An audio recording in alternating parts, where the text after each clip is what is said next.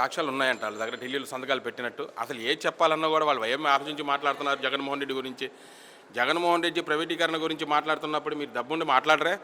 17 medical కాలేజీలు కడుతున్నప్పుడు నేను ఒక్కడి కూడా కట్టలేదని చెప్పేసి ఆయన అన్నాడు కదా, ఎవరు స్పీకరు మాట్లాడినప్పుడు ఏం చేశారు?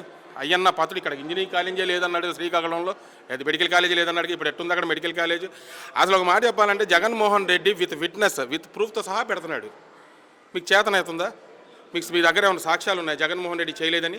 ఇప్పుడు జగన్మోహన్ రెడ్డి అనే వ్యక్తి క్లారిటీగా చెప్తున్నాడు, సబ్జెక్ట్ మాట్లాడుతున్నాడు, ఆ సబ్జెక్ట్ విత్ జీవోతో సహా చూపిస్తున్నాడు. మీ దగ్గర ఏముంది జీవో చెప్పండి? మీ దగ్గర జీవో లేదు, ఏం లేదు.